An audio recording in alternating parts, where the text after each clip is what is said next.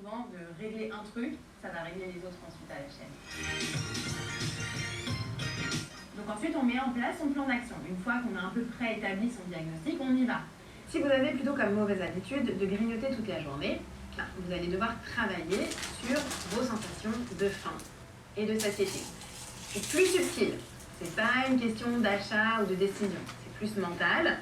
C'est plus aussi une question de relation entre le cerveau et le corps. Donc surtout ne plus jamais regarder les calories des aliments, parce que clairement, quand on grignote toute la journée, souvent c'est un peu ça le problème. Et vraiment vous orienter vers une bonne grosse pâte, du bon gros riz, bref, des aliments très rassasiants. Et quand vous êtes en mode grignotage absolu, plutôt vous orienter vers des snacks healthy, donc ça peut être des noix, des amandes, des pommes, des bananes. Et bien sûr, après, si à un moment donné vous êtes en total craquage et que vous avez besoin de grignoter un truc très sucré, allez-y. Mais il y a vraiment un travail plus psychologique à faire. Si votre problème, c'est plutôt l'organisation, le manque de temps, c'est très souvent le cas, vous êtes super occupé, travail, transport, boulot, autre activité, bref. Dans ces cas-là, c'est plutôt d'un point de vue organisationnel qu'il va falloir agir.